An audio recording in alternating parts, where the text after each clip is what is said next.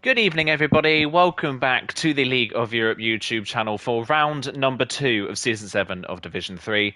My name is Aidan Carter, otherwise known as Carmentist. I'll be taking you through proceedings in Division 3 as per usual. And joining me in the commentary box once again this week is Jess. Jess, how are you doing today? I'm doing great, thanks. First used in Formula One this track in 1971, and it made a reappearance again back in 2018, and it's produced some great battling in league racing at least, and it was actually a good race in real life as well, where we saw Sergio Perez play the strategy cards right and helped his teammate as well. And what a race we saw last week as well in Imola. We saw RJ took the first win of the season and replicated what he did last season in Imola as well. So should be an interesting race. So many candidates for the win. I can't wait to get started. Yeah, I can't wait to get started myself either. It's fair to say that last race maybe threw up a bit of a result that we weren't expecting. Quite a few people having great races last time out. Let's run you through quickly the performances from last week then. RJ, like you mentioned, taking the win. Darian Tope in the two Williams cars finishing off the podium. Then it was Luco 5 from Cam K, the top 5. Noah J, Brent, Matt, Passe, Knight, Rex and YHYY were the point scorers last time out. So we'll keep an eye on those this season. Then we'll keep an eye on what they're doing. Of course, Knight got the point as well for fastest lap. Knight is not racing tonight. Caesar is in for the first time this season. And actually, I think it's the first time we're using a reserve driver this season. So thank you to Division 3 for having good attendance so far this season. And yeah, RJ winning last time out, like you mentioned, it's a good track for him, Imola. This one maybe not so much a track he's looking forward to. And it's fair to say a lot of people last time out that we were expecting to do well didn't quite have the races they wanted, really. Passe was down there in the points. J. Cole and Old School didn't finish. Maverick, obviously runner-up in D4 last season, didn't finish. And Rikurik didn't even start last week. So, yeah, plenty of drivers here looking for a bounce back after round 1. Yeah, definitely. It was a bit unfortunate for Old School and Jaco. Unfortunately, their wheels disconnected. Old School didn't even make it through turns 1 and 2. He got involved in an incident as well, which ended his race. But to be fair, he's good around this track, and there's a few other drivers that are good around this track as well. J. Cole actually finished 4th last season in Division 3 as well, so he's looking quite strong as well and looking to have a better form than last week as well. And we got to think about Dowie as well. Dowie got pole last week, couldn't convert it to a win, but he was still looking very strong behind RJ. And obviously his teammate as well, Topa, was looking brilliant as well. So watch out for the two Williams drivers tonight. I believe the Williams drivers are leading the constructor standings by quite a way. So it's not just about the drivers' championship, it's about the constructors. And Dowie and Tope are looking very good as a team right now. Yeah, they are looking very good. Like I said, double podium for Len last time out. McLaren are second in that manufacturer's 8 points back after RJ's win.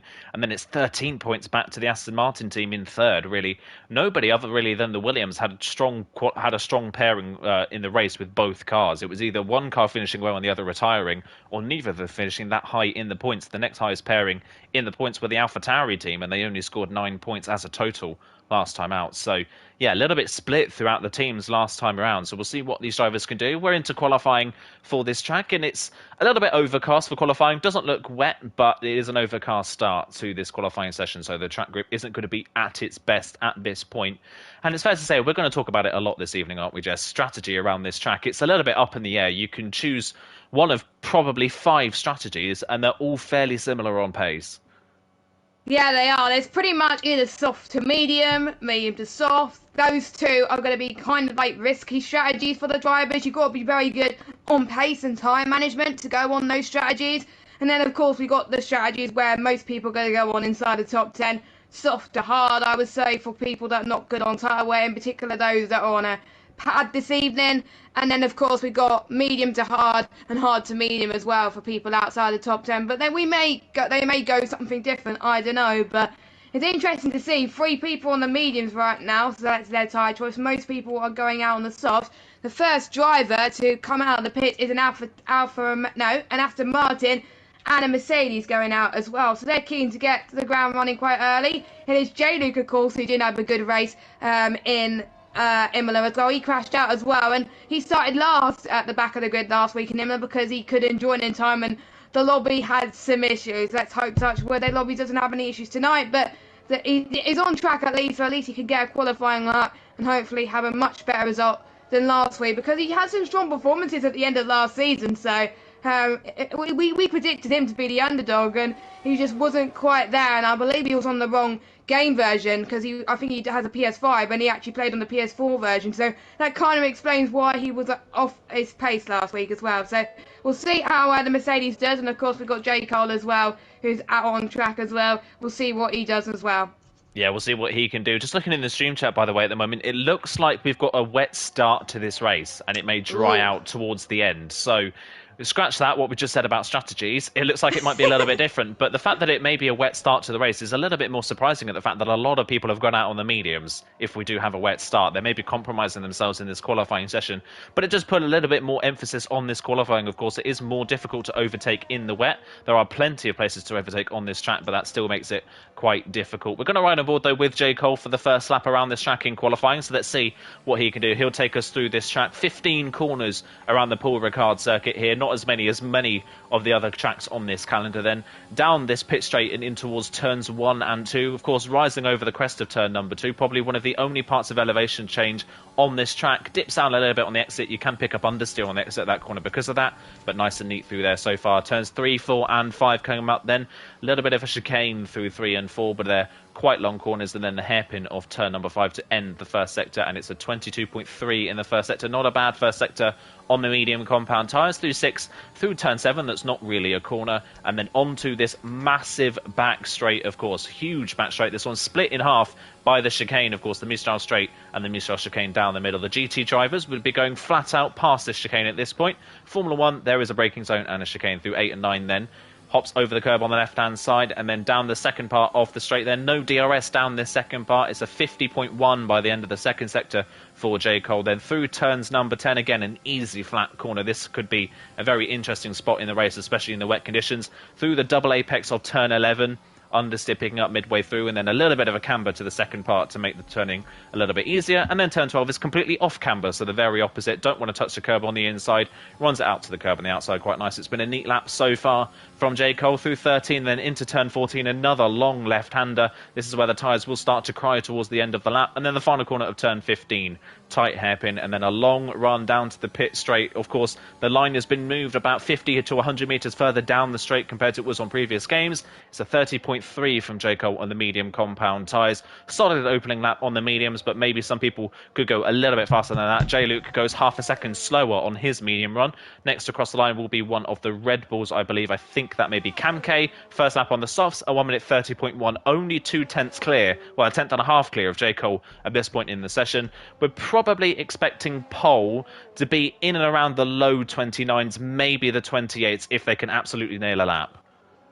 Yeah, definitely. And I've actually been speaking to Cam and some of the drivers today about their views about the race, and Cam is probably one of the only drivers who said to us that he wanted rain in the race. So he gets his wish, not for the whole race, unfortunately for him, but at least he gets it at the start of the race. And usually the races he does quite well in the wet, but it is a stronger grid compared to obviously last season when he was in D4. So a lot of work to do. A few more people to cross the line to finish their laps. We've got Darry, last week's pole sitter, comes across P3, and Tope, his teammate, a 129.3. So you said, Ada, we were going to be in a 129. We weren't expecting it to be this early on. So the Williams looking very, very strong so far in this qualifying session. We got last week's race winner, who's going through sets 2, but his teammate, however, Old School, who didn't even finish the race last week, is in P2. Now, Old School was very, very gutted about his result as well, and he said in our driver thoughts, it's giving a real false sense of vulnerability to the absolute rabble that is a general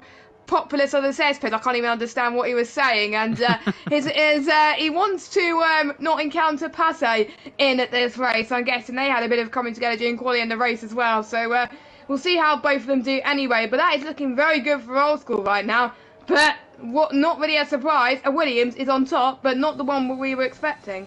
Yeah, maybe not the one we were expecting, like you say, but Williams had a great qualifying. Both drivers had a great qualifying in Imola. Maybe didn't have the race pace, but great qualifying. And again, Tope carrying that on in this session. Just on board with Maverick now, coming up towards the line. He didn't have a great race, unfortunately, last time out, but he crosses the line, and he now goes onto the front row of the grid, a tenth of a second clear of Old School then. So it's a Williams and a Red Bull at the top of the timesheets. Red Bull second and fourth at the moment, but a big spread in the field. The top 5 separated by a second at the moment. That is a big spread. A Caesar now goes into third place, splits Maverick and Old School. Of course, Caesar in as a reserve this evening. Mats crosses the line, goes P5 in the AlphaTauri. He finished in the points last time out P8, just behind his teammate, so he is up there once again into the 29s. A few more people on their runs at the moment. Brent is just at the start of his first run on a set of the soft compound tyres. I think RJ is going again on his mediums, but he's had a poor first sector, so it looks like he's not going to improve. A lot of people then out on the medium compound tyres for their first run. Everybody from 7th down, I think,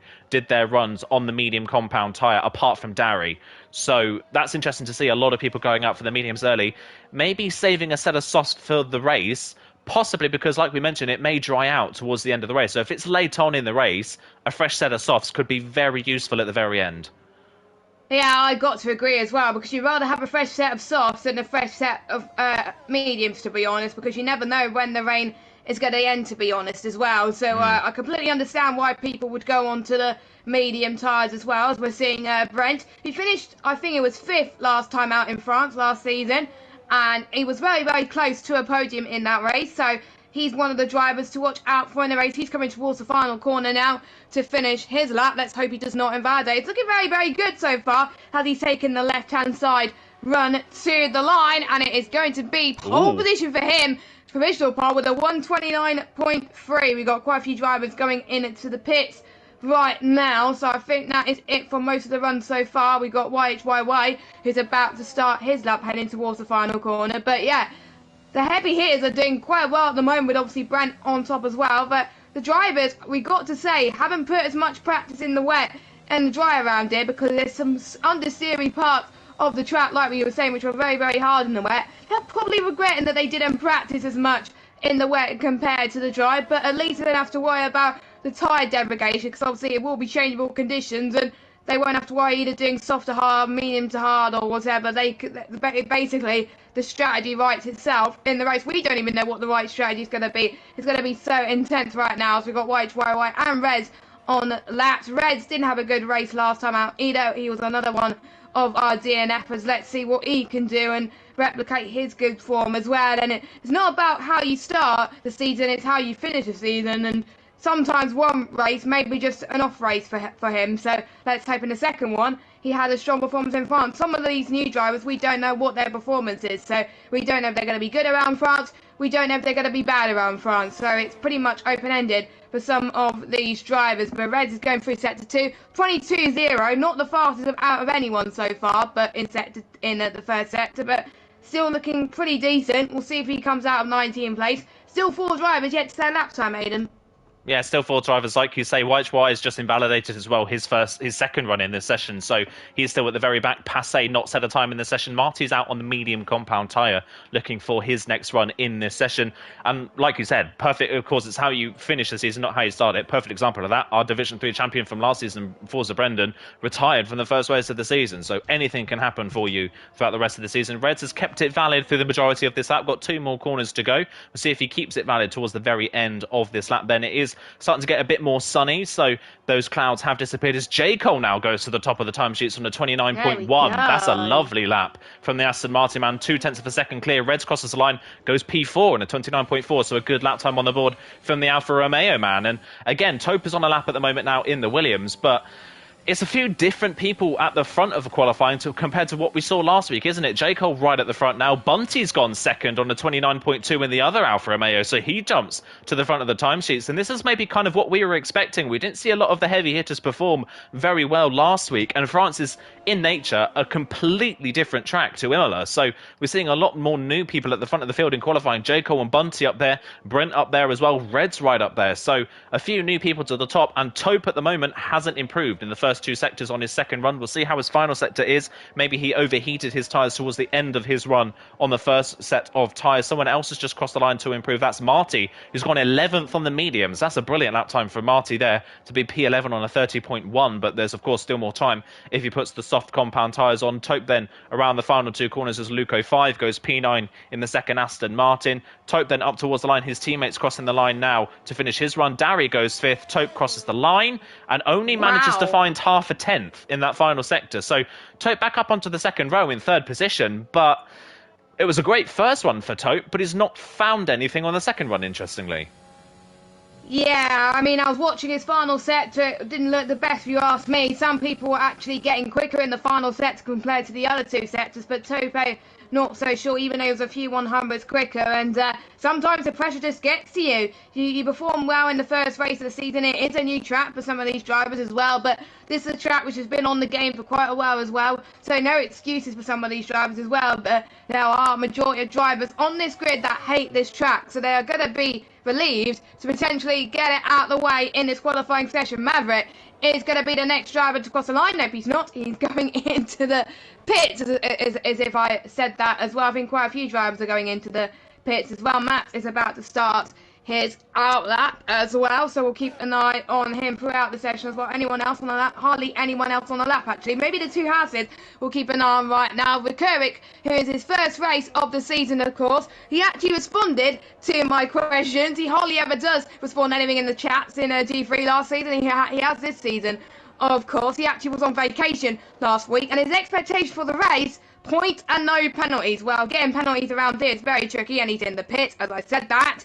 And obviously he can't do better than last week because obviously he was on vacation in Finland. So yeah, points and no penalties. Quite hard to do so for Rikurik, but obviously he did well last season. P3, can he get 2 places higher and get a P1? J-Lu is on a medium run. He didn't improve though, just 3/100 slower than his previous best. Caesar up to the line. He does not improve either. He stays in 10th position. Yeah, the two McLarens improved in that time as well. RJ's gone 4th, Old School 8th. He was up to 7th, but drops down a place with RJ improving. Interestingly, YHY and Rikurik, two drivers you would expect to be at the front, 18th and 19th. Noah J finished 6th last week. He's 17th at the moment. And Passe is last without a time on the board. With only 4.5 minutes left in this session, Passe is leaving it to the very last moment to get a run in this session, but it has not been the start to qualifying that he would have wanted. Matt's at the moment, I think, the only one on a run. He's backed off, though. He's not improving on his run at the moment. Noah J is on a lap, but he's invalidated. So everybody is pretty much back into the pits.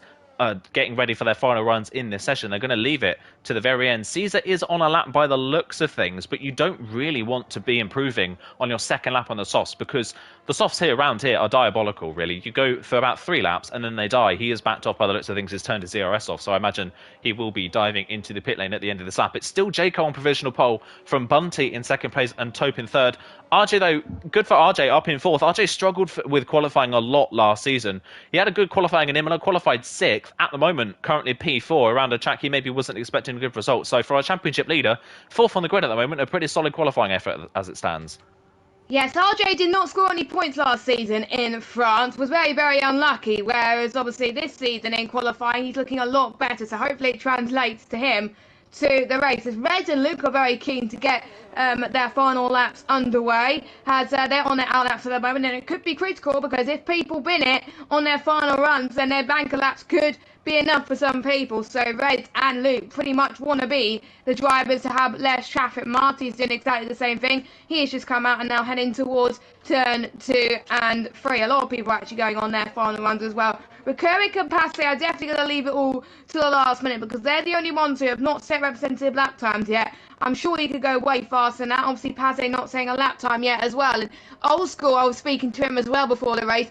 Old School wants to beat Passe this race, and Old School will be pretty happy that Passe is in the back of the grid this week. But Passe expectations, well, he's very excited about this track. One of his favourite tracks, apparently, and he's looking forward to seeing the French flags and French fans out there, and he hopes he finishes higher up than last week and also has a clean race. Well, you're seeing him last, my friend, and to start last on your favourite track is not good, but I still have confidence that you can climb up the field. But like we said, it's a very hard track to overtake on, so starting last around there is not the end of the world, but there is sometimes a bit of carnage in G3 in some races, so he could fight back from this, or he could do very, very well when the track gets even worse, or when the track dries out again. So watch out for passing the end of the race. Everyone is coming out on the track now. Everyone is going on their out lap, so we're going to see in about a few minutes' time who gets pole position. Will Jacob be able to keep it, or will last week's pole sitter Derry be able to set a time out of nowhere? We'll have to wait and see, Aidan. You have to wait and see. Just on board with Reds at the moment, he has got a lot of traffic in front of him on the track, but he might be about to get a nice tow down this back straight. Tote moves out of the way, but he's got a Mercedes in front of him that hasn't quite moved out of the way yet, so this could help Reds down the back straight. A lot of traffic, though, to start his run. Luke as well might catch this traffic at the end as they back off to get ready for their final run. Some of the drivers have come out quite late. Both Ferraris have come out at the very last opportunity, really, to get their final runs in. Same with, I believe, one of the Alfa Romeos, that'll be Bunty, as Reds through the second sector, only half a tenth up through the first two sectors. He's cleared the majority of the traffic now, so he should have a pretty clean run to the end of the lap. At the moment, that improvement would put him back ahead of Dowie and onto the third row of the grid, but he'll be looking maybe for a couple more tenths to put him up into the top 5 in this final sector then, which is where the majority of the corners are. It's the longest sector on the track, so this is where you're probably bound to see most of the drivers gaining the majority of their time in the session. Reds then through the penultimate corner and then into the final corner. The McLaren in front of him, that is RJ just starting his final run, so he is not going to interfere in the Alfa Romeo's lap. Reds will be the first person to complete the session, I believe. He crosses the line then and goes P5. He does find nearly 2 tenths in that final sector, goes up to P5 for the time being, but we're still yet to see everybody else come into the line. Luke will be the next one to cross the line in the Aston Martin. He's 2 tenths up by the end of the second sector. There was a Ferrari just behind him at the start of that lap. I don't know if the Ferrari got in the way. Doesn't look like it because Luke has improved in the final sector, but only gone P9, interestingly, with that time. So Luke not the strongest of qualifying sessions here, and now it's all about the swarm of cars coming to the line. Mats is in the pits. He's not going to get a time on the board. Bunty crossed the line with 2 seconds to spare, so he's just got to the line in time to start his final run. Interestingly, both Hasses have gone for the mediums. Rakurit crosses the line and goes 15th only, but that suggests to me that maybe they're thinking of a dry start to this race and he wants to start outside the top 10. As look at that time from J. Cole, a 28.7. That is a brilliant lap time from J. Cole to go half a second clear at the top of the timesheets. We'll have to see if anybody can get close to that, but I doubt it as Rex now crosses the line. All of a sudden, from nowhere, goes into P2 in the Alpine. That's a good lap time. Brent now third. Bunty's dropping down the order. Tope's invalidated. He's not going to be any better. RJ's also invalidated. Reds is not on another run. Dowie's coming towards the end of his lap. One of the Red Bulls crosses the line. That, I believe, is Alt Maverick. He is out of the session. He's not going to improve. Old School will be actually next to cross the line. Currently 9th on the grid. He comes up towards the line. Where does he go? Goes third onto the second row of the grid. Good lap time there from Old School across the line. Dowie comes. He is, of course, out of the session.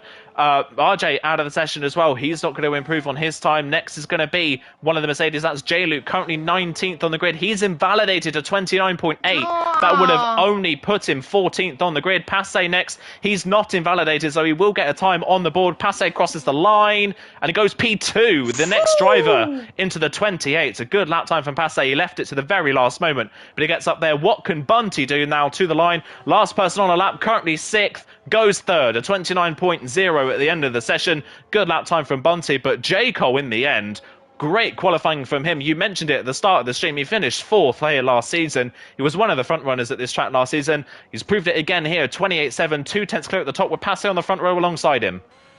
Brilliant stuff from J. Cole. Well, one of his expectations is one of his best tracks, and he's hoping to win the race. Well, he's on pole position, and he's looking very, very strong to do so. And talk about Passe leaving it to the bitter end there. To be honest, I was watching the Formula E qualifying session yesterday and today. They were doing one-shot qualifying there as well. Passe literally did a one-shot quali because none of his laps were good enough.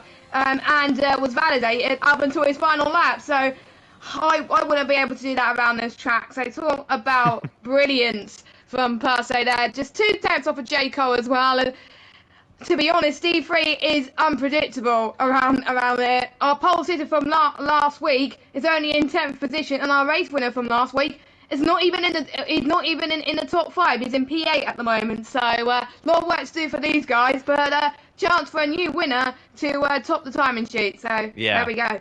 Very different to last week, this grid. It's J. Cole, Passe, Bunty, your top 3. Rex, Old School, Brent, Tope, RJ, Reds, and Dowie, your top 10. First person outside the top 10 to choose their fresh set of tyres is Luke. Then it's Cam K, Matt, Alt Maverick, Caesar, Noah J, Marty, Rakurik, White White, and J. Luke round off the grid. Our bottom 4 didn't set a time on the soft compound tyres. They have gone for something a little bit different in this session, so look out for them in the race.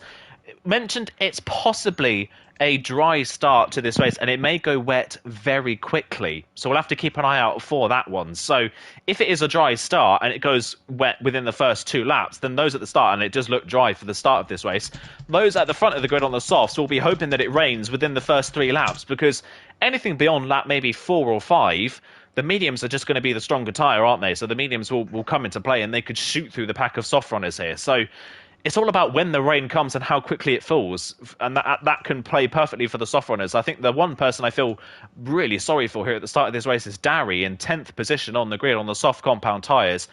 He could be the first of those drivers to really suffer if the rain doesn't come down quick enough. Yeah, definitely. I have to say, if you watched the PC race last night, it was changeable conditions there as well. Hopefully the PC runners these runners here would have had a chance to watch the PC stream last night. Obviously, Jaco and RJ did race on the PC side last night as well, and they probably have a bit of advantage knowing what to do as well. Unsurprisingly, all the top 15 have gone for the soft tyres. Well, the top 10 have to start on the softs anyway. Luke, Cam, Max, Maverick, and see the think the rain's going to come early. They've gone for the soft. Everybody else from 16 downwards gone for the mediums. And we just seen in the chat from one of the drivers that it's going to rain in the first 10 minutes. So they think it's going to come probably earlier, I think. But you never know on this game. It's set to approximate. It could come 10 minutes. It could come in the first few laps for all we know. So who would have played their cards right? Would it be the soft runners or would it be the medium runners? We'll just have to wait and see. And it is going to be, I think it's going to start off dry, then it's going to rain. And then after that, it's probably going to dry towards the end of the race. So we're going to start with a dry, wet, dry race. I wouldn't know what tyres to be on for any stage of the race. This is going to be an unpredictable race once again, but this time with the weather.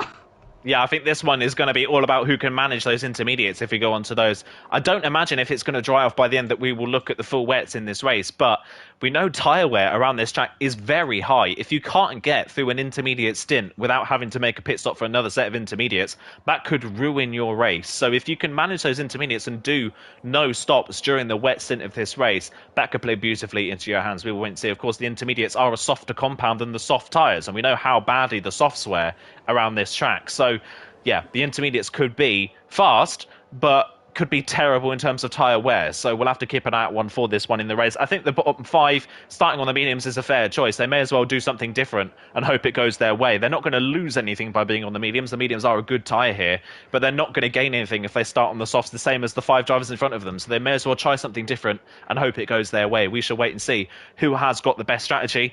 Before we get going though, Jess, I'm going to ask you the impossible question. Who do you think is going to win this race? I literally don't know. Again, like you said, it's going to be who's going to be handling the conditions the best. We've got, I think, J. Cole up there, but I don't think he's going to win personally. I'm going to go Bunty for the race win and J. Cole second, and I'm going to go Brenton P3. Don't forget, RJ started 6th last week, won the race. Brent started 6th this week. So I'm expecting big things for the driver that scored very well as well last season. Just finished behind J. Cole last season in France. So look out for him. Look out for J. Cole. Look out for everybody. Look out for the medium runners. We're about to get underway here at Paul Ricard. Yeah, let's get going then for the second round of the season. The 5 lights are on ahead of the drivers. Who gets the best start? Long hold, but we are away for the second round of the season, and Bunty from the second row has got a stunning start. In fact, both of the drivers on the second row have had a brilliant start. Bunty straight into the lead. What a great start for him. Passe, gets sandwiched in the middle through turn 1 between J. Cole and Rex. Nowhere to go, and Passe from a great qualifying is down to the back of the field. Marty has also spun around. He is towards the back as well. He's had some contact, but the second row starters had an amazing launch off the line. Bunty clearing to the lead well before turn 1. Rex around the outside as well, but really unfortunate for Passe. Nowhere to go really in that first corner, sandwiched between J-Luke and Rex in a 3-wide situation. One of them had to back out and none of them did. Passe's come off the worst. He's down to 16th position. RJ's down to 15th as well. He's had a horror start. Noah J from 16th on the grid on the mediums is up to 12th. It's been a brilliant start for some of the medium runners. Both Hasses and Noah J are up places. Passe trying to work his way past RJ for 15th and maybe past White for 14th as well. He's going to go round the outside. Looks like, by the looks of things, Passe's got away with no damage, but that is a horror show of a start for the Ferrari.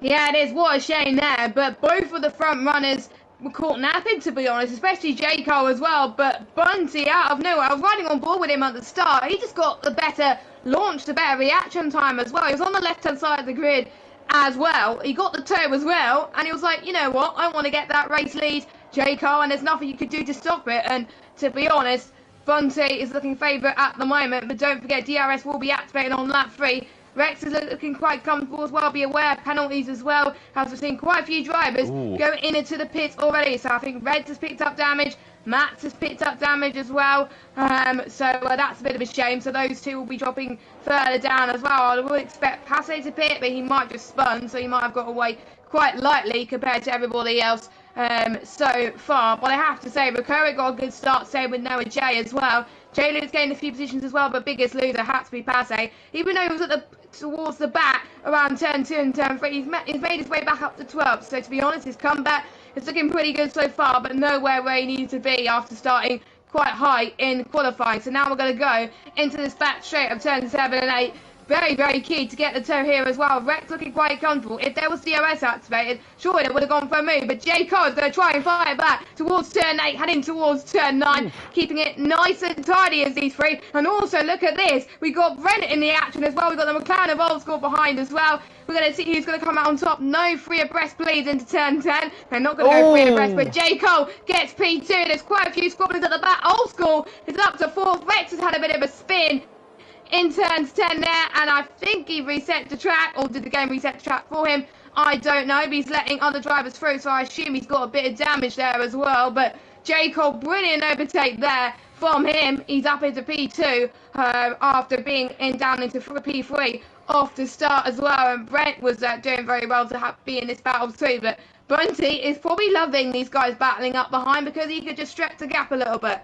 Yeah, stretched the gap a little bit. Unfortunately there, Brent kind of was, well, going around the outside of the Alpine of Rex and didn't really leave him enough space, and around went Rex. He didn't reset, he just did a full 360 and got going again, so he's okay in that side of things. Marty, though, interestingly, on the medium compound tyres, is the fastest man on the track, but he's down in 16th place at the moment. The medium runners, Noah J and Rakurik, are up to 9th and 10th, so this first lap has worked out lovely for those two at the moment. White White's not made the same progress, but he has worked his way forwards as well, up to 13th position. Passe and RJ, the two drivers, want to work their way back through, but RJ seems to be struggling a little bit on the soft tyres. No rain as of yet onto lap 3, so the DRS has now been enabled. The top 3 breaking away. Old School has dropped DRS to Brent, and that's going to allow Taupe to go for the move here down the inside into the chicane. Taupe down the inside, Old School braking early, not fighting it. Taupe is up into 4th. Old School drops down into 5th, but the top 3 breaking away. As it happened in Imola, the top 3 breaking away from the rest of the field. Taupe into 4th, Old School down to 5th, and Dari and the other Williams in 6th is a little bit separated with both of the Red Bulls directly behind him. Rakurik in 9th on the mediums, but 2 seconds back, having lost DRS a little bit early on. He's just passed Noah J down that back straight as well, so keep an eye out for Rakurik in this race, already up to 9th from 17th on the grid. Don't forget, Rakurik got a podium last season, finished in 3rd, so this is one of his strongest tracks on the calendar, so it is to be expected that he's in 9th place. To be honest, I was watching him climb through the field, and the overtakes he's made to get past was absolutely brilliant, so we'll see if he can get past the 2 Red Bulls next. So don't forget, the top 12 do score points in this race, so plenty of incentives to keep going if you had a bad race. Old School is really desperate to try and get past the car of Tope in front in the Williams as well. Maverick has had a good overtake past Dari up on the chicane into P6 as well. Brilliant stuff in the Red Bull. Dari's round. We're seeing Dari's round. Dari's round in turn 1. And I wonder what he has done there, but I didn't see him on board. I saw the move that Maverick made as well, but Dari, our pole sitter from last week, is just showing that he's not that good in the race around it, to be honest. And he's down into 18th position. That is not good. He's going to hope the rain is going to come soon and fast. Yeah, he's really going to hope for it. It's change for Lee. J. Cole gets past Bunty, and Old School repasses Taupe as well for P4, so it's all swapping around. Remember, DRS around this track is incredibly powerful. Unfortunately for Dari, he just lost it on the curb on the inside of turn 2, and a lot of our soft runners that started this race on the softs are having horror shows of races. Rex and Dari down the back of the field. Reds and Matt's had to pit for damage.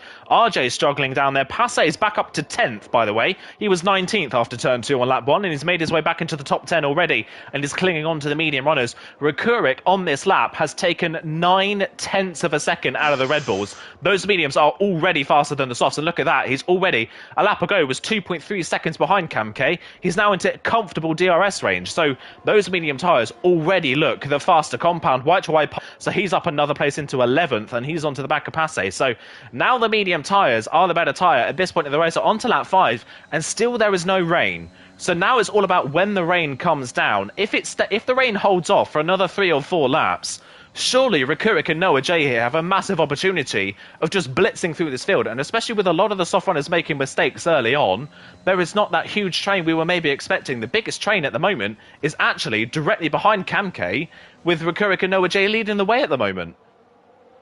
Yeah, definitely. And I have to say, the rain could come out in unpredictable phases right now. So there's some races where the rain comes out and it takes a while for the track to get wet enough to go into winters, and then there's some moments where the rain just comes as soon as possible. We got another change for the lead. There we go. And speaking of that, that was good timing from myself, of course. The rain had come, so I think the soft runners have just breathed a sigh of relief there for these guys, because the softs could only last 8 laps around this track, and obviously the mediums were looking very, very good. And the one thing to watch out for now is the tire temperatures. That's what a few drivers were saying to me, that they were struggling around this track as well as the DRS. So that's probably why a few people were just spinning, and obviously when you do spin, tyres can overheat massively as well. So they just got to keep an eye on these guys with this battling as well. And this is not good news for the medium runners actually now, because they were hoping that the soft will have to pit.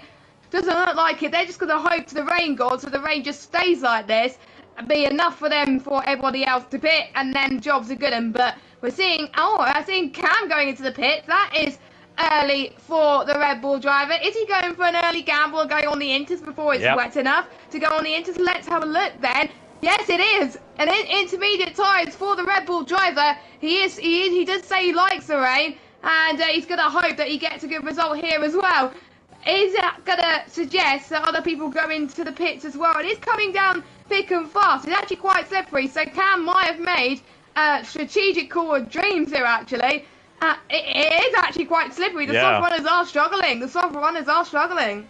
Yeah, it does look like that might have been the right time. The only problem for Cam K is he had to change his front wing, unfortunately. So Cam K's had a front wing change, but it does look intermediate conditions at the moment, doesn't it? It looks like it's right on the cusp at the moment. So Cam K could have timed that quite well. J. Cole back into the lead, but look at him struggling for traction out of the chicane. Bunty right behind as well. The rain lights are now on these cars. Taupe has repassed Old School again. So these two swapping places constantly. Recurrick on the back of Alt Maverick. We still have DRS enabled for the time being, but it's not far away from being disabled at the moment. Cam K at the back of the field, interestingly, can't quite keep up with Matt's as it stands. It's about 2 seconds the gap. You've got to look out for turn 10. That fast right-hander is where these drivers on these tyres are going to struggle. And as I say that, J. Luke has gone for a spin through that corner, just proving my point. That corner on slick tyres in the wet, even on wet tyres in the wet, is very difficult to get right. It's deceiving, that corner. You think it's fully flat, and it ends up not being, as J. Cole's in.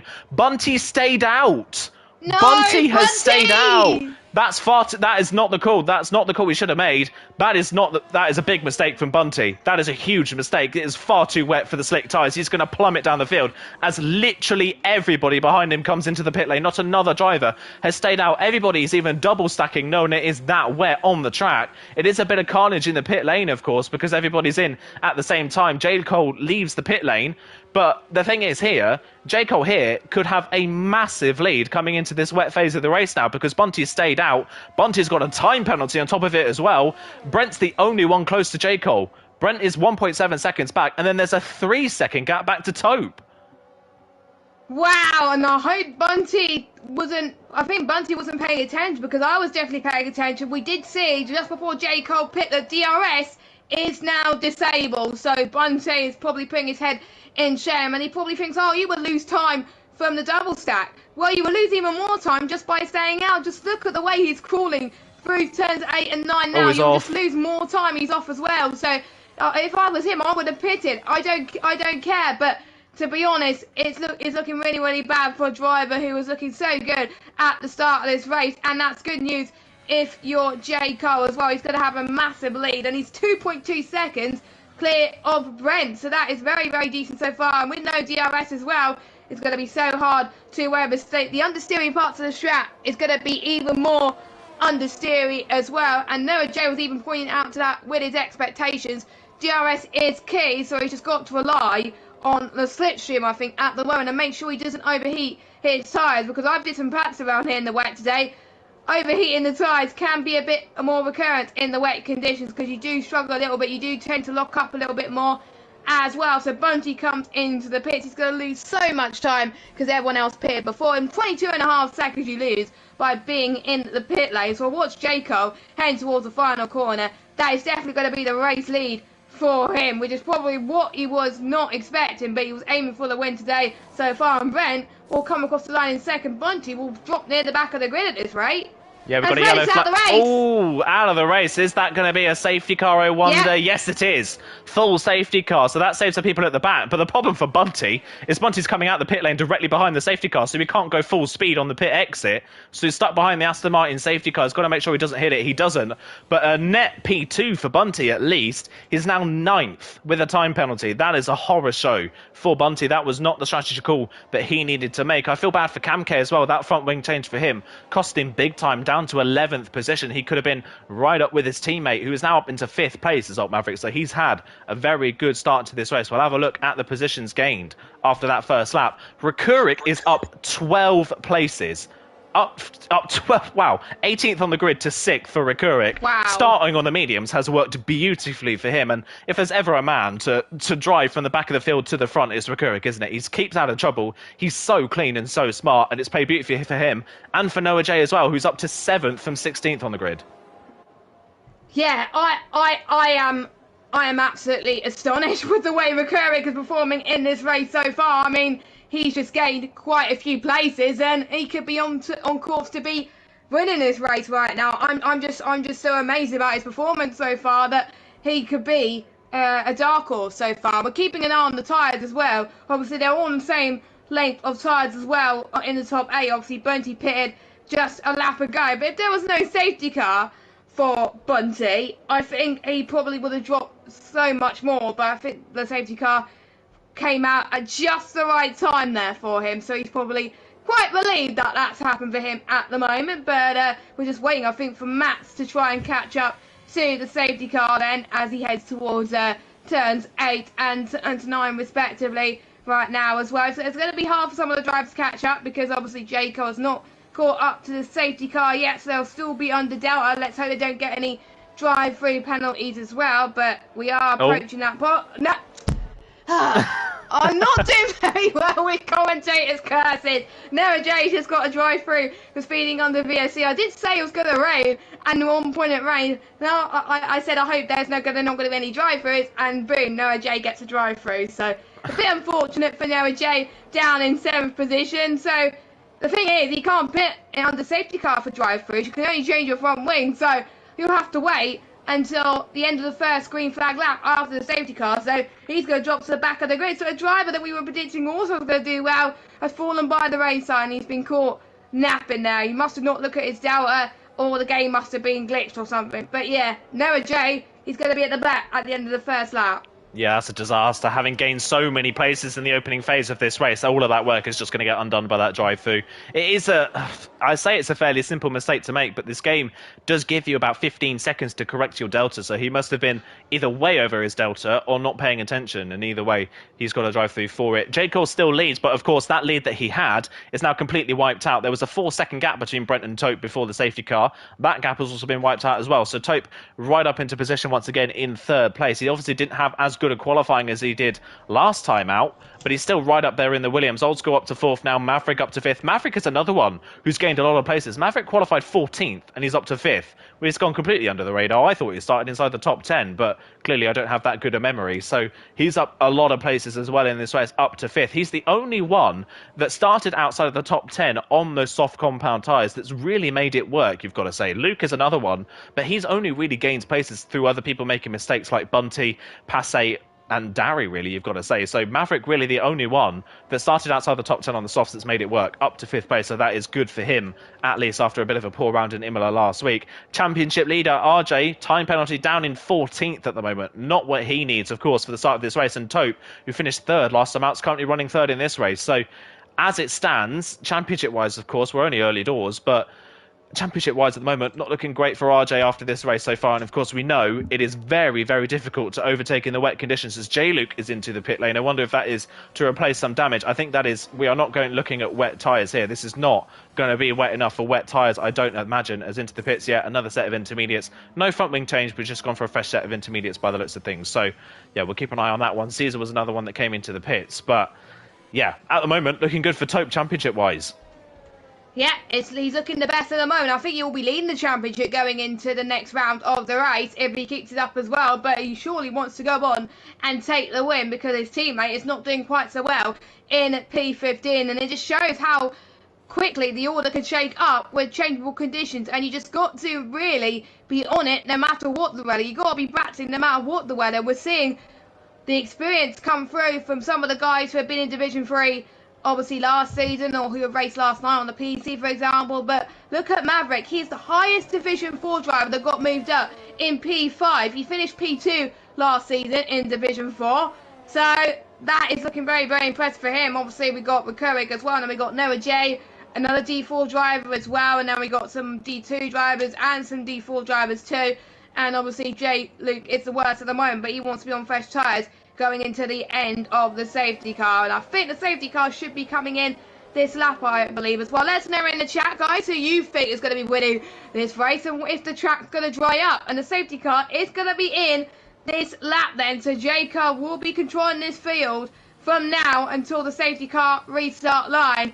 And we'll see if he can keep this lead this time rather than have a rubbish start like he did in lap 1. So J-Car, he's got to have the restart of dreams and make sure he controls this perfectly.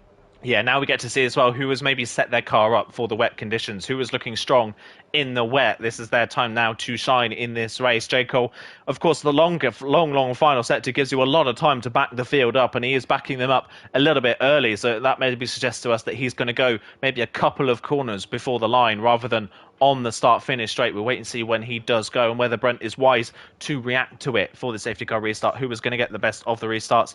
We shall wait and see then. That's right on board with J. Cole as he weaves from left to right through turn number 13, 14 and 15 to finish the lap. And then we are on to the start-finish straight then. When does he decide to go? He's backed up for a long time. These intermediate tyres won't be at their best, of course. They'll be fairly cold at the safety car restart by the looks of things. J. Cole has not gone out of the final corner, has he? He's just keeping a steady pace coming out of the corner. He's leaving it to the last moment. He goes now. But Brent's reacted quite well to that safety car restart. He's on his ERS. Is Brent going to think about a move into turn 1 here? Recurric's past Alt Maverick. Brent looking down the inside, but he's not committed enough on the brakes. But J. Cole goes a little bit deep into the corner. Can Brent get the run? Maybe up towards turn number 3. No, he understeers through the corner. Can't get the run up to turn 3. It was worth a shot. J. Cole didn't really get the best of restarts, but Brent not confident enough on the brakes to go for the move in towards turn number 1. Recurric, though, continues his march forwards. He passes Maverick at the safety car restart, and he's into the top 5 already, 11 laps in, and he's gone from 18th to 5th. What a start for Recurric.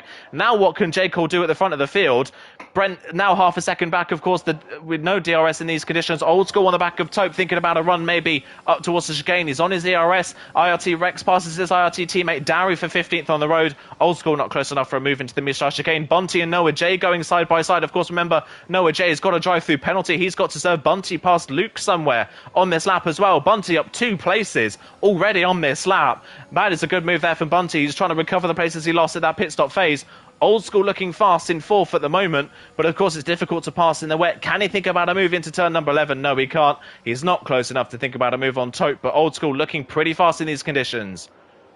Yeah, he is as well, and to be honest, this day could get any better for Old School because he DNF'd in the first few corners, so he's already having a better race than last week, and he could be on course for getting his first podium in quite a long time, and a track which he doesn't really like on this candidate as well, as we're seeing Luke very, very close to some of the drivers. We're seeing Noah J actually going into the pit, so I wonder if he picked up some damage there. That's probably why Luke got very, very close to him. Right now, we're keeping an eye on the front. J. Cole's increased the gap a little bit to around about 5 tenths to Brent. So I think J. Cole's a little bit more comfortable on the straights, but when he gets to corners like this, Brent just starts to close up a little bit. And obviously, the track could dry up at any moment as well, don't forget, as I believe it's going to dry up towards the end of this race as well. So that's also something they've got to think about as well as to what tyres they go on towards the end of the race as well. It's not going to stay wet for long enough, I believe, as well. So we'll see how that goes as well. We may see the runners who are good on the dry come to their own in just a moment. So we've got McCurrick actually. Looks like he could get another position, but he's a little bit too further back from Old School to do it. So McCurrick at the moment just has to stay behind the likes of Old School due to the dirty air. Unfortunately, the track temperatures has decreased a little bit as well. So that is why I think McCurrick is doing very brilliantly so far as well. Team Mercedes, though, not looking too good as well, and a lot of people are draining up their battery far too quickly. I'm keeping an eye on Brent's battery right now. He's on 40%, more than J. Cole, and he's defending, so Brent is definitely trying to go on the attack right now, but still not quite close enough. That's a bit worrying as well. We've got Caesar and Dowie going for a move into turn 11. Very hard on in the wet conditions. Is Dowie going to send it up the left-hand side there? They make a bit of contact, and Caesar just about to manage to save that there. And Caesar could go for another move there. Another bit made a bit of contact again, but Dowie is up into P15 as we're seeing a bit of scrap as well about what is going on with this Division 3 grid at the moment as Matt is trying to spoil the party right now. Oof. Oh my god. Bit of argy-bargy. This is not how you race, lads. In France, they make a bit of contact there as J-Luke is up into P16. My oh my, a lot of battling happening towards the back here. Yeah, a lot of battling going on, and I think that's being triggered by the fact that Dowie is really struggling in these conditions. He's already 3 seconds behind Rex, who passed him a couple of laps ago. J-Luke now gets a penalty. Interestingly, Rex is let through by his teammates, so Marty lets Rex through and up into 13th. So Rex is trying to work his way back through that field after the early spin, of course, was running at the front of the field not that long ago. After a good opening lap after the safety car, Old School now struggling a little bit. He's dropped back to a second behind Taupe, and Rick Urich is not too far back. Bunty continuing his march forward up to 7th, and he's within range of Maverick now. So Bunty looking strong in these intermediate conditions. He's got a brilliant car in a straight line as Bunty. And okay, here's something very interesting. It stopped raining. It has stopped raining. That is very early for the rain to stop. I was expecting the rain to stop maybe around lap 2021 maybe. It's already stopped. So these drivers are going to be thinking about tyres now to the end, and it's got to be the medium, surely, to the end of the race from here in these conditions. The softs are not going to get to the end, and the hards are going to be terrible in these slick conditions. So, yeah, surely these drivers are going to be thinking about a stop for the medium compound tyres now. It's about who goes early and who takes the risk. But, yeah, the rain has stopped way earlier than I was expecting. Yeah, same here as well, and I think the drivers are going to be relieved because a lot of people are struggling in the wet, and we probably will see the guys like the Haas drivers and Dowie come into their own a little bit more and start to climb up maybe on the dry tyres. And the most crucial thing we're going to see right now is when the track is dry enough, we'll see the DRS sign. That is when we know it's enough for dry tyres. Well, obviously some of the drivers will be pitting earlier than that to get full advantage as well, and we will see the double stacking. Once again, this race could not get crazy enough. Oh my word, Caesar's out the race. And has he retired in the pit? It looks like he's retired in the pit. So no safety car. I thought we were going to get a safety car to spice things up, but luckily we weren't. So Caesar makes it our second retirement. Both Ferrari power cars, one Alfa Romeo and one Ferrari. So that just leaves one Ferrari and one Alfa Romeo in this race. Bunty and Paste try and score points for their constructors as well. We did see Cam actually pit earlier, first out of everyone on the grid so far. Will he be the first again today, or will anybody else jump the gun first? I don't think it's the right time to go on to 6 yet. It's still far too damp, so maybe in a few laps time, we don't know. But don't forget the softs could only last 8 laps. The mediums could last 14 laps. The mediums will definitely get to the end from here. The softs, definitely not. If people go for the softs, they're going to need a miraculous end to the race that their tyres are just not going to die in the puncture range. So go on to mediums to the end, no problem at all. And it's going to look good for the ones who have not used medium tyres yet in this race, especially the guys who started inside the top 10. People outside the top 10, I'm not sure if they got any mediums left, especially they used it in qualifying. So they're pretty much screwed. In that sense, they may have to force me go on a hard. So I think the ones that are good in this situation are the ones who started on the soft and haven't used mediums yet in the race, or the ones who have not used mediums, well, who use mediums in qualifying and have not used it in the race. But it's not good if you use mediums in quali and at the start of the race. I need to double check back at the stream who has done that. they're going to be in a lot of trouble here. They will probably have to be forced to go onto the hard tyres. The ones like J. Cole and Brent, though, they're looking very, very strong. McCurrick, I'm not sure. Did McCurrick do a lap on the medium tyres? He did, He may have to go onto the hard tyres. He may have to go to the hard tyres until the end, and that is going to be very, very unfortunate. We'll have to wait and see what he does. Of course, the medium tyres will have about probably around 8 or 9% wear after the quali runs that Recurric did. We'll wait and see. He could get to the end on those, but of course they won't be at their best. He started on mediums, though. He started on mediums. He will have a use set that he can use, of course, that you do get a fresh set for the race. So the ones he'll go on to will be those will be the ones used in qualifying. And of course, now that we've run the intermediate tyres, they don't have to run a different set of dry compound tyres. There's a yellow flag in sector 2. That is Timat that's gone for a spin down at the Mistral chicane by the looks of things. He continues on, I don't think with any damage, but it's not been the race that he would have wanted. His teammate at the moment sitting comfortable in second, but the problem really for the front runners is that Brent can't keep up with J. Cole and Tope can't keep up with Brent, so they're kind of spreading out at the front of the field. J. Cole has dominated proceedings so far, apart from the first lap where he had a poor... Yeah, apart from the start where he had a poor start, he's looked great since then. Recurric and Bunty seem to be the fastest at the moment in the pack. Recurric is all over the back of Old School. And Bunty going for the move on Maverick at the last corner here, down the inside. Can he get the traction out of the corner? It looks like he can. Has he got the move down into turn number 1? Who's got the better car in a straight line down towards the corner? Maverick still looking down the inside, but Bunty is going to have it. Bunty up 3 places in these wet conditions. Bunty's been really the only one that has been able to pass people in these wet conditions. He is, of course, still got that time penalty, but he's trying to make up for the places he lost in that early pit stop phase. And one thing to note, while it has stopped raining, the track is not drying out anywhere near fast enough. It is still fairly damp, so we're getting to a point in the race where they could feasibly put the softs on and go to the end. If you can get to lap 18, you can get the softs on and go to the end just about. It was all Bunty, a big snap of oversteer there, and that's going to put Maverick right on him, but Recurric is going down the inside of Old School. Up another place goes Recurric from 18th on the grid. He's up to 4th. No way is Recurric going to get a podium from the back of the grid in this race. What a performance that would be, but Recurric up to 4th. He continues to march forward. Bunty just holds on to 6th for the time being for Maverick, but that was a close call from the Alfa Romeo man. He holds on. Recurric, though, is absolutely flying. He's up to 4th and is only a second off a podium from 18th on the grid.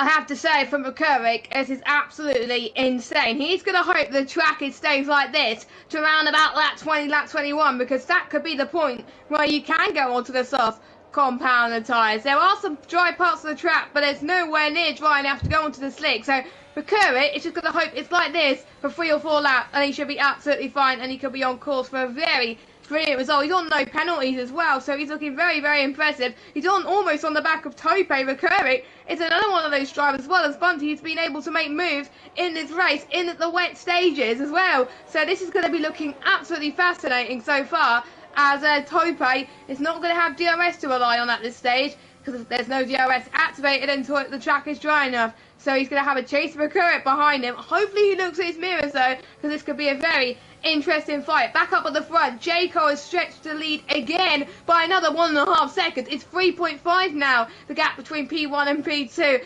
The race that he did last night in PC has definitely helped him. Yeah, it definitely has, hasn't it? He's flying at this point in the race, nearly 4 seconds clear. He's loving these conditions. That yellow flag is for Mats. Mats has put the medium tyres on, but he's not got the grip or the pace at the moment. Yeah, far too early, like you say. It's Recurric. Look at this. It's already on the back of Tope for 3rd place. What a race this has been from Recurric. When can you think about this move? Does he go for the move now, or does he wait until he comes into the pits? But it's taking so long to dry out at this point in the race that these tyres are going to be burning up at this point, especially in these conditions. The intermediate tyres are going to be horrible at this point in the race. There's barely any spray. There's barely any water. The tyres are going to be overheating. It's just going to make it worse, which is probably why those that can manage their tyres are doing so well at this point in the race. Specifically Recurric and J. Cole, because they seem to be able to manage their intermediates much better than anyone else. J. Cole still leads, 4 seconds clear. Brent is having a great race as well in 2nd place. Remember, these guys finished 4th and 5th last season at France. They're now running 1 and 2, so these two are fairly close to one another around this track. And of course, Recurric finished just ahead of them last season, and he's working his way forwards trying to beat at least one of them in this race. Is Recurric going to think about a move into the last corner? He's not close enough for the dive, but he is basically pushing the Williams of Tope along at this point in the race. He's absolutely flying. By the way, the way, RJ, our championship leader, has worked his way back up into the points, but he's got a time penalty lingering over him, and at the moment that will drop him behind both of the Alpines. So he is still not scoring points at this point in the race. They're all starting to queue up a little bit behind Maverick, who is struggling in these conditions on the intermediate tyres. He's not looked that far since the restart. Restarted 5th. He's down to 7th at the moment. We've got to keep our eye on Rekurik, though. He's the man on a mission. Can he work his way past Tope this time around on the straight? Can he get the run through turn number 5 and 6 through 5? Look at how much more grip he's got in the front end of that car. Through the corner, through turn number 6. Can he get the traction down earlier? Yes, he can. Through turn number 7, it's pretty much flat out. He's close enough to think about a run here. The toe is very strong. DRS has just been enabled, but he won't get it because he passed the detection point before he got enabled. Oh, he might not need... He does. He got it open. He get down the inside. Is he late enough on the brakes? No, he's not. Tope late defensive around the outside. Brakes late enough to hold the place. Rekurik stays in 4th for the time being, but DRS has been enabled. Passe's used it to his effect. He's got past Camke. Passe's back into the top 10 after his early spin, and RJ is going to think about a move as well. DRS being enabled, though, we are on the cusp of slick conditions. Who goes for the slicks? I think if anybody comes in for the slicks from now, Jacob doesn't have to worry because he's now 5 seconds clear at the front of the field. He is a second a lap faster than anybody else. Yeah, he is. So if he goes in now, it doesn't matter. If he doesn't, it doesn't matter as well. He's triggering. He's in. Well, he has to. The DRS is enabled, but the track is still damp, for goodness sake. So they're going to find it quite difficult to be on those slick tyres for the first 3 laps or so. And the question is, who's going to be the one that manages those pretty much on the cusp conditions? They're all in. The best. Soft tyres for J. Cole then. That is a bit risky because it could only last about 8 laps. It is on the cusp, but it is cooler conditions, so they could last a long time. Brent, on the soft tyres, what does Tope? Surely he's on mediums. No, there's soft tyres for him. Rekurik's the only driver out of everybody else to go onto the mediums. Who else is on the mediums? We've got Maverick onto the medium tyres. We've got a swarm of cars coming in right now. At the moment, as J-Car has still got a comfortable lead over Brent, 5.1 seconds. But let's look at the tyres. Rekurik, mediums, old school softs, Bunty softs. And we're seeing old school and Bunty actually going side by side. We're actually seeing the tyre difference. Old school's had a bit of a spin. He's had a bit of a spin in turn 1. Surely the track is still damp. But to be honest, I did say as who can manage the conditions the best. And old school is now out of the points. But let me just keep an eye on the tyres again. So Rekurik, mediums. Bunty soft, we've got Maverick on the mediums, Luke softs, White on the mediums, Hussey on the softs, Cam on the Bunty's mediums. round. Bunty's round as well, so it's probably still damp for these conditions, and maybe the mediums could be the best. Cam's up to 8th. He's just gone past a strain of cars, so maybe the medium tyres are the best tyres for these type of conditions. He's already catching up to White right now. He's probably loving these conditions. Everyone from P11 downward is on the soft to 6 deep. Noah's on the mediums, and so is Matt's, obviously, who pitted earlier as well. But to be honest, Jaco, it doesn't matter what tyre you go on, you'll still be in the race lead. But Cam and RJ are having a nice battle for P8 on in the field at the moment. Past turn 10 right now as well. RJ could try and have a look up the inside, doesn't quite do so. Maverick and Luke are also going for a move as well, heading towards the understeery part of turn 12. We got Maverick just keeps to the left-hand side line. Now we've got the Aston Martin of Luke also trying to go for that line as well. Couldn't quite make it work. Marty's got a 3-second time penalty added to his list. But wow, what a lap. What these few laps have been so far. J. Cole still leads the way. And it looks like the medium runners are still having an advantage at the moment because the track is still quite damp and quite slippery as well, as Luke gets past Maverick. As I said that, and so as RJ gets past Cam as well. So the softs are starting to be more grippier. A few laps ago, it was the mediums that were the better tyre. This lap, it's definitely the softs. The softs definitely have more grip at this point in the race. It's whether they can hold on to the end now from here, and whether Rekurik's dropped back from Tope, but the mediums will come into effect more around lap 24 and 25. So can Rekurik gain the time back in the latter stages of this race? As if Passe's race couldn't get any worse. He picked up damage at that restart, and he's now down for another pit stop and down into 17th. He was looking forward to this race so much after a poor race in Imola. He's last and well out of the points, and it's gonna have to take some extreme luck for him to get back in the points at this point, as RJ gets past White and Rex gets past Camcase. So it's all shifted around at the moment. RJ is all of a sudden up into 10th, but it has the time penalty. Old School's recovered into the points, at least into 11th now, but he's got a string of medium runners in a queue at the moment. One thing to note, where on earth has Luke come from in this race? He's now in the top 5. Of course, he finished 4th last week, of course. He hadn't had the best of runs in the intermediate conditions. Now back into the top 5. Ever the consistent driver. There's a reason why the Ferraris were right up there in the manufacturers last season, as Bunty and J-Luke, I think, have had a coming together through that fast turn 10, and they've both spun off the track, so they are now well down and out of it. Bunty, who was looking so good, was leading after turn 1, is now well out of the points. What a horror show it's been for Bunty ever since the first pit stops in this race. He missed time the first stops, and it's just fallen apart since then. J-Luke's had a horror show of a race from the back of the field. He's not been able to work his way forward, unlike some of the others like Rekurik. Rekurik's now nearly 3 seconds back, but it's all about whether he can recover towards the end. So we've got to keep an eye on Rekurik. J. Cole here, unless he makes a mistake, J. Cole's got this in the palm of his hands, and Brent's got second in the palm of his hands as well, because he is looking just as consistent, just not as fast at the moment. Our top 2, you've got to say, at this point in the race, looking pretty solid. It's whether Rekurik can come at Tope by the end. I think these two can afford to do a bit of tyre saving towards the end, because we do know it's going to be on the cusp of punter territory towards the end of this race, so they could really go for a push. But I'll be worried for the ones who are in a battle right now, who are about 4/10 behind the cars, like RJ, for example, like Old School. These are the ones who really need to start getting the moves done first, because otherwise they won't have chance to save their tyres. And speaking of that, Old School gets past Cam, and he's up into 10th position, so he's still going to be getting in the points. Actually, his pace on the softs looking quite good for Old School. We got Rex and White going for a battle. RJ versus Maverick going for a battle as well.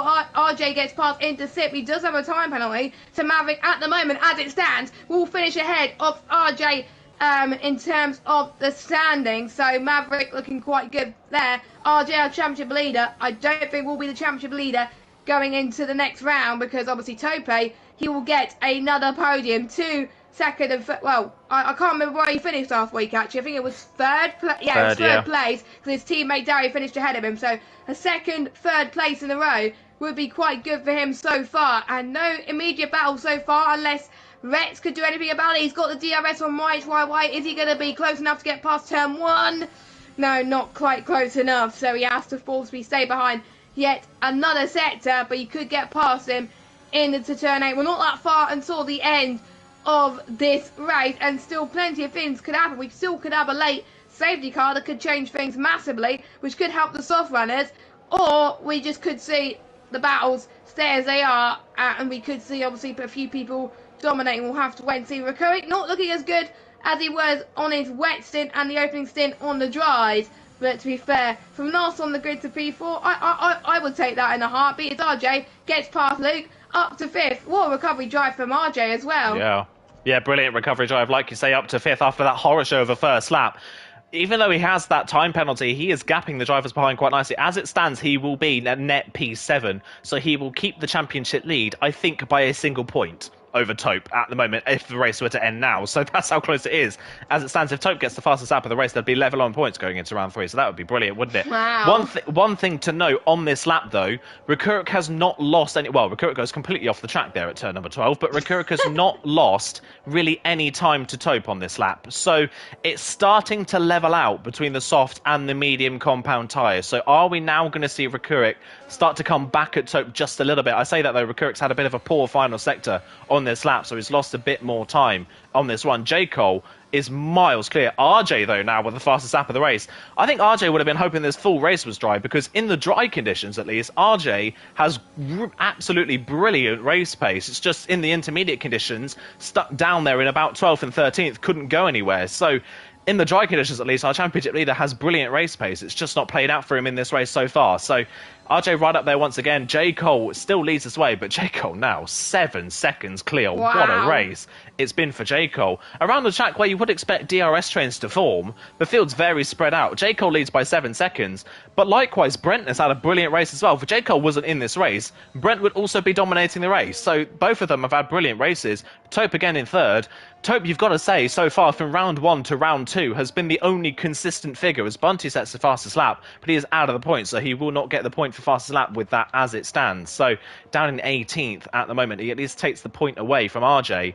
But yeah, the only consistent figure from round 1 to round 2 so far has been Taupe in third.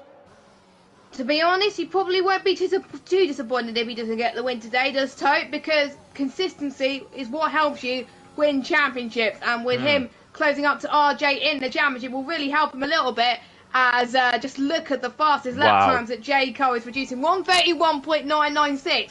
In the PC race last night, he finished 11th. He's going to finish 10 places higher than last night as well, and I'm guessing he did his homework from last night, knew where he did what he did wrong and how to rectify it for tonight's race. Of course, obviously the PC's grid is a little bit more stacked and quicker compared to obviously the PlayStation grid. RJ even finished ahead of him last night as well. RJ finished 6th. He's going to finish 7th, I believe. So what has happened to their form compared to last night, I don't know. But I have to say, we're going to see one very happy. Ooh. I think this is oh, it's old school's got a penalty. This is going to be one person's fault. As old school is out the race. Can we see a late safety car? Yes, we are! Oh my word! Could this race get any crazier? I was about to say something about J. Cole, but I'm going to scrap that until the end of the race now, because this could change things massively. It's not good news for RJ, Marty, Darry, J. Luke, Noah J, Matt and Bonty. They got penalties. But that is brilliant news. If you do not have any time penalties, we are going to have a 1 lap or 2 lap race shootout for the race victory. J. Cole is not at the best of restarts at the best of times, so he's got to hope that he has to restart a Dream Tier today, because that is what separates him from the win of this race. Brent could have a second chance to get the win. I don't know what I would do. Would I get track position and stay on the soft tyres, or would I come in for a fresh set of softs? Brent's in. Brent comes in then. Brent comes in for a fresh set of softs. J. Cole stays out. I don't know what I would do. Taupe stays out. Recurric surely would go on the softs. No, he wants track position. RJ wants track position. So does Lou. Maverick. Rex. YY. Cam. Oh no. Did Brent do the wrong thing for staying out? Because it's so hard to overtake around this track. I would have done it if everyone else would have done it. But Brent has probably gone to draw the short straw, but you never know, he could claw back. But most people have stayed out. Marty has come in, so has Darry, J. Luke, and J. Luke as well. The top 9 pretty much stayed in, and one in the trap position as well. That I have to say, Rex could be back in this. YHYY could be back in this as well. The Haas drivers are going to score massive. I believe Haas are one of the only teams to not score any points in this season so far. They could be on for a brilliant result in the constructors with Recurric. Recurric's in P3. He could be on course to be winning this race on those mediums, but obviously J. Cole and Taupe, their tyres are going to be dead. So I think the favourite has got to be Recurric for the race win. It could be very possible, couldn't it? The medium tyres should be now possibly the better tyre.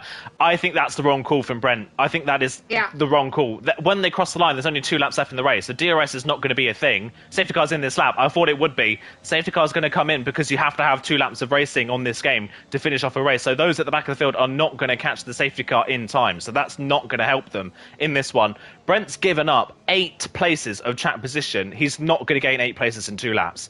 That is I think that's the second time now this season we've seen that from Brent, hasn't it? Brent was running towards the front in Imola and then pitted for a second time and dropped down the field when he could have easily made the end of the race.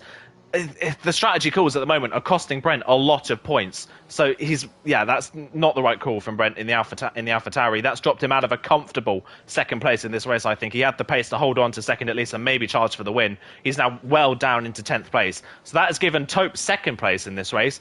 RJ is going to allow lose more places with that time penalty. So Taupe now sitting pretty championship-wise. Recurric now with a great opportunity on those medium tyres. J. Cole has gone for the safety car restart. It's gone earlier than last time. It's gone before the last corner then.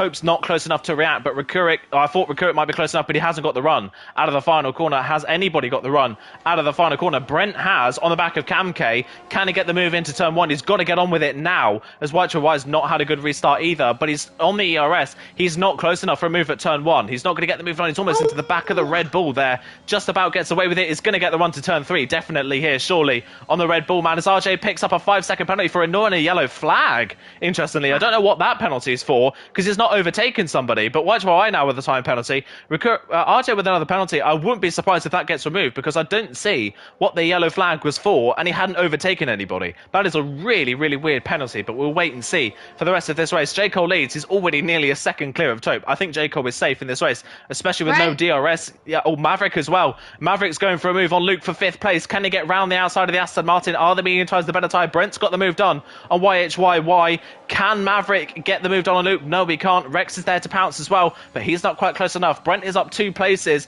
but he's not getting through the field quickly enough at this point in the race. He's got possibly the place on RJ penalty-wise, so it's a net P7 at the moment. Luke is having to defend really hard for Maverick. Maverick trying to go around the outside of 11. That's not going to work. And Rex is going to capitalise, but he's sideways through the corner. Can't get the move done. And here comes now Brent down the inside of turn number 12. Opportunistic move from Brent, but gets spun out. Spun out by Rex on the exit of the corner. I don't know if that was desync or whether there just wasn't a left enough room, but Brent's race goes from bad to worse to utterly horrible. My oh my, he's now out of the points. He might get the place on Marty on penalties, but he's just spun again on hot tyres. What a disaster for Brent from a comfortable podium. It is over for him. He is not going to get points in this race. Rikurik's got a lap to get past Taupe for 2nd place in this race, but as it stands with no DRS left in this race, I think the top 3 might be settled now.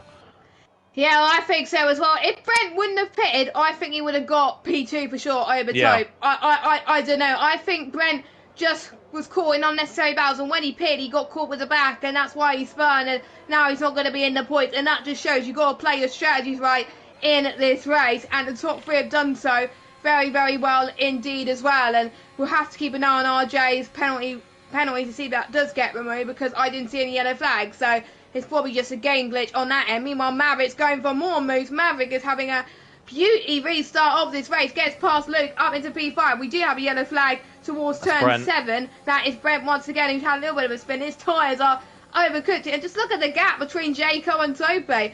1.9 seconds. He's absolutely flying in this race. He's going to be the first person who's translated his driver thoughts for this race to an actual win. He said in his expectations he wants to win, and he is definitely looking like he's going to win this race. I'll hand it over to you. Jayco is going to hand it past the final few corners. Yeah, here we go then. J. Cole then around the final corner. What a dominant performance. The start didn't go his way, but he has controlled it ever since he took the lead. What a win from J. Cole. It's almost side by side to the line between Taupe and Rikurik, but Taupe holds on to 2nd place for a 2nd podium of the season. Rikurik gets 3rd. RJ drops down the field, but we'll see if that 5-second penalty gets removed. It may likely be, because we didn't see any yellow flags on our end. But Maverick ends up in 4th place. A great result from him. Rex as well. What a recovery from an early spin for Rex up to P5. Luke in 6th had a Camco and YHY. RJ then down to 9th with those penalties. We'll wait and see where he could have been. I think without that 5-second penalty, RJ would have been between Rex and Luke by the looks of things in 6th place by the looks of things. So my maths are correct. So we'll wait and see whether that one gets removed. Darry ends up in 10th ahead of Marty in the end in 11th position. What a crazy race in the end that one was. But J. Cole, pretty much from the first pit stops onwards, never looked in doubt. Yeah, the gap that he had in the wet period, I have to say, before the last safety car was insane. And he was able to get the gap to 2 seconds after that restart as well. He learned the mistakes from the first couple of restarts and the start itself of the race. And that really helped him here. And he's got his first win of the season. 2 different race winners of the season. We had RJ in Imola. And, of course, we have J. Cole here as well. But Taupe with another P3. That's going to look very, very good for the rest of the season as well. We don't know what this does for the championship. I think we will have to wait, obviously, until the stewards look into the removal of RJ's penalty. But your results are as follows. J. Cole is your race winner, and 2 seconds faster than his race pace from last night. So it just goes to show the massive improvement that he's had. Taupe 2nd, Rikurik, then we got Maverick, Rex, Luke, Cam, Roy HYY, RJ, Darry, Marty, J-Luke recovered to 12 after some spins earlier, so that final safety car restart has definitely helped him. They get your points, and Marty gets the extra point for the fastest lap as well. And your retirements are Matt. No, you're not your retirements. Matt, Sarah J, Bunty, Passe, Brent are your finishers, and your retirements are Old School, Caesar, and Rez. What a race. And are we going to have time for interviews? Because I'm sure we will have one happy organizer in the chat coming up very, very soon. I think he's going to be very delighted with that performance. Yeah, let's hopefully get some interviews in then, Jess. If you want to invite Yep. our top three into the party, that would be great to get a word in with them. Rukuruk, remember, third in this race from 18th on the grid. That is a way to start off your season. Of course, he missed the first round, but with a lot of our championship protagonists from the first round not having great races, that is still good for his proceedings to finish on the podium in his first race of the season. Of course, RJ, we'll wait and see what his penalty is like. But even with that penalty removal, I think Taupe would take the lead of the championship anyway with that second place finish. So that is Taupe possibly into the lead of this championship on our 33 points he should be on after this race. So congratulations to him if that is the case, and we'll wait and see. Of course, with steward reports and things that will come out later on this week. But before we get our top three in, who do you think, Jess, is your driver of the day in this race? I think it's fairly obvious, but who do you think your driver of the day is? Well, I've got two. I've got J. Cole for absolutely dominating this race from the pit stops, and obviously Recurrig for climbing up from the last on the grid to finish on the podium. So I'll definitely, it's very, very close. I'll give a joint drive of the day to both J. Cole and Recurrig, I think. And what a great season opener for Recurrig, because he missed last week as well. So the season start for him couldn't go any better at the moment.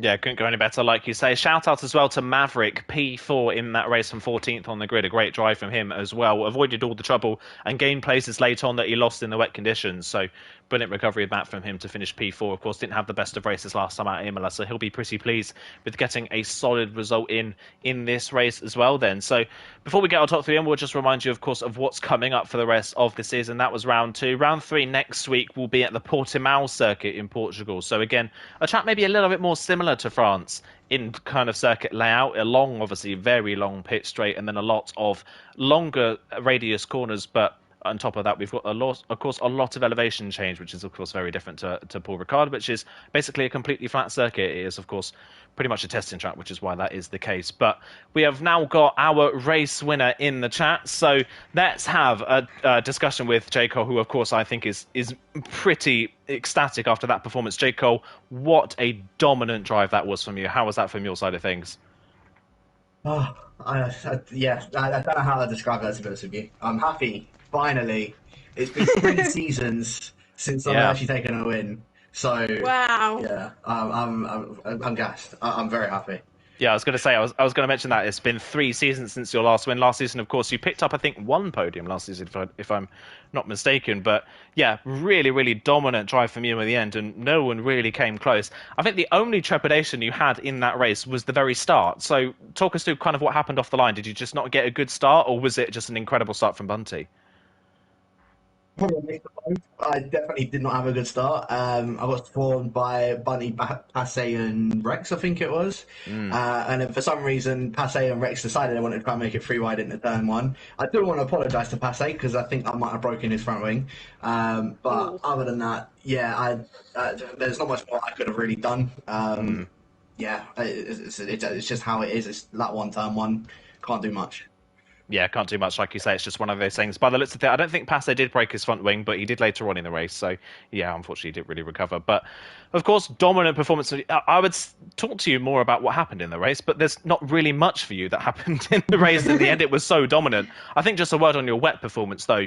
What a drive that was in the wet. Was your car set up more for the wet, or was it set up more for the dry? Because in the wet, you were pretty much a second a lap faster than everybody else. It was more set up for the dry, that's for sure. So considering I was going about a second faster in the wet, that was surprised me. But I do like, to be fair, I do like driving in the wet a lot of the time as well. So I was just very happy with how I did the whole performance. Just yeah, I was very happy with how I did. Yeah, brilliant performance from you then, Jess. Have you got anything you'd like to add? Well, not really. You kind of nicked my questions, but I have to say, stellar performance. I'm really kind of glad you ended your winless streak. And Eloise, how are you feeling about the next track on the calendar? Do you think you can replicate that performance, or do you think you need to work harder for it? I need to check what the next track is actually. Portimao. Okay, that's No, to be fair, Portimao's okay for me. Like there's certain parts of it that I know I can do good at, and certain parts where I might struggle. So. I'll be surprised if I win that next week, but yeah, again, I I'd just be happy if I can just at least come back on the podium. Before I do as well, I just want to say, Mark, I'm telling you, you're getting it this season. Don't even try and think you're going to be beating me this season, because you are getting it. Well, you beat him today, of course, and out of the drivers who we asked about your driver thoughts, I think you're the only person who translated your driver expectations to actual performance. You said you were going to win, and you won. So hopefully you can do the same next week. Congratulations. Yeah, congratulations to yourself, J. Cole, and what a great way as well to kick off your championship campaign after that performance. We'll move on to our second place driver. I believe Taupe is in the party, which is great to see as well. Just before we get going, make sure, Taupe, that your voice is sharing. But congratulations, another podium, your second podium of the season. Of course, a second place finish this time around rather than a third place. And that puts you, I believe, after that round, in the lead of the championship. How are you feeling after that? Yeah, I don't know. Yeah, definitely. Lost for words. Lost for words, definitely. Seems like it. Second place finish, then. It seemed like the race, kind of, you spent the majority of the race in third, of course. You didn't quite have the pace to catch Brent and J. Cole, but you were able to hold off Rukurik in the mid phases of the race. Kind of, what was your goal coming in? Was your goal to try and get that podium, or were you expecting maybe not as good a performance this time around? I don't like friends at all, but yeah, with P6 in qualifying, I was not that happy, and yeah, then I had much fun, much luck, because so many people spun in front of me, and yeah. Yeah, of course, it played a little bit into your hands in the early phases of the race, of course, and yeah, I guess after the safety car restart, of course, we had Brent come into the pit lane, of course, before that last safety car restart, and you didn't, of course. Was there ever a moment you thought you were going to lose that second place to Rukurik, or were you pretty comfortable in second place? No, I thought I would become third, because yeah, he comes close very fast when we were on Inters. And yeah, but on the softs I was much faster, and yeah, brilliant stuff then. Jess, anything you'd like to add? Well, your consistency is showing, like George Russell was saying, to put you in the lead of the championship as well. Are you gonna continue that consistent form in Portimao? Is that a track that you've done well in the past, or is this something where you probably have to tweak yourself a little bit? What do you like about Portimao, and what don't you like about Portimao? I never had a league race and race in Portugal, so I don't know how my pace is there, so I need to train a little bit. Yeah, we'll wait and see. A little bit of an unknown then, which is good to see. But of course, congratulations on another podium this season and into the lead of the championship as well. Good luck for round 3. We'll quickly move on then to Rukurik. And, well, welcome back to the podium interviews, Rukurik. Of course, you missed the first round in Imola, but what a way to kick off your championship campaign. A third position from pretty much the back of the field. How was that from your side of things? Thank you. And yeah, it was very fun. Starting from the back, I wanted to start outside of top 10. I didn't know if softs would last until the rain. But yeah, I started from the back, watched everybody spin in front of me, and yeah, it just came together. And at the end, I wish there was one more lap with DRS, I would have gotten Tope. But yeah, not to be, but yeah, third place. I'm happy. Yeah, very, very good start to your championship campaign, of course. So talk us through kind of those opening few phases of the race, because you went from, well, pretty much 18th up to, I think it was 7th before the first pit stop phase. So was it a case of you were blitzing through the field on the mediums, or was it just kind of avoiding all the carnage? Yeah, first 2 laps I saw people spinning left and right, first lap especially, and after that I just waited a couple of laps until the softs were down, and then I had much better, faster car, and managed to overtake a couple of guys, and that was it. Easy. Yeah, easy stuff from your end, and obviously that strategy in the end played out beautifully for you as well. I guess the last thing as well, you mentioned you wish you had another lap to go to the end, of course, for that second place finish, but a third is still a great way to kick off your championship campaign. How are you feeling about the rest of the championship now? Is it something that you're looking forward to, and do you think you can be a front runner?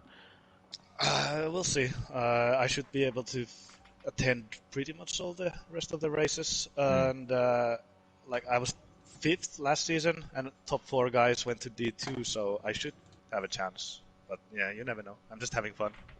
Yeah, having fun is the best part of it, of course, and the results come if you're having fun. So, absolutely brilliant stuff from you today. Jess, anything you'd like to add?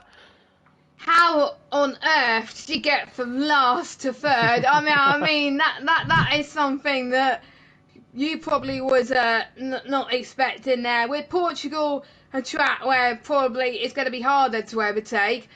How important is it, do you think, to get a good qualifying session next week and definitely not start near the back? For sure, if I do qualifying with the softest tires, I will be up there. But I'm hoping. I've done 2 league races there. Both qualifyings were wet, so I'm hoping for a wet one again. Well, wet races definitely throw a spanner in the works, that's for sure. We found that today. So congratulations for Kurt, your first race of the season and your first podium. Well done. Thank you.